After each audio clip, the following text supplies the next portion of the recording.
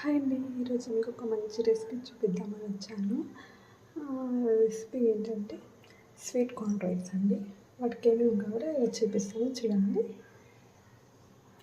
Sweet corn, onions, tomato, కొత్తిమీర, పచ్చిమిరపకాయలు and paste అండి. ఈ పేస్ట్లో ఏం లేదు, టమోటా, ఎర్రగడ్డ, పచ్చిమిరపకాయలు, సోంపు అన్నీ కొంచెం వేసి పేస్ట్ చేసి పెట్టుకున్నాను.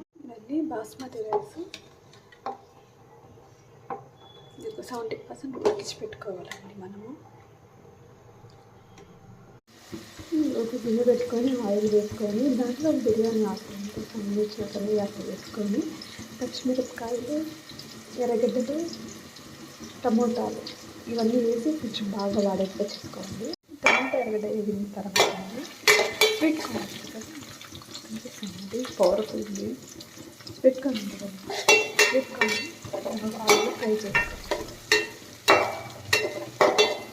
ఆ తర్వాత పేస్ట్ చేసి పెట్టిన దాన్ని ఆ పేస్ట్ చేసి అందులో బాగా మగ్గనివ్వాలండి. పచ్చివాసన పోయేంత బాగా మగ్గనిచ్చి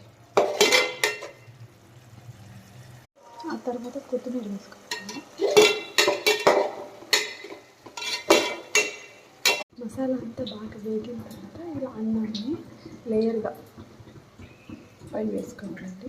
సరే అండి, ఇలా లేయర్ వేసుకొని 2 లేయర్స్ వేసుకున్నాను.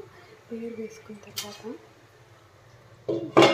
ఒక ప్లేట్ పెట్టుకొని గాలి పోకుండా బయట కాలు రాకుండా నేను దీని మీద వెయిట్ పెట్టేసినానంటే ఒక 5 minutes అలా దమ్ములాగా బాగా ఉడికించి పెట్టేసాను.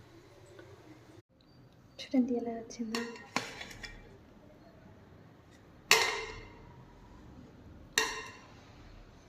అంటే సింపుల్గా ఈజీగా చేసుకుని తినచ్చు. మీరు నచ్చితే మీరు ఒకసారి ట్రై చేయండి.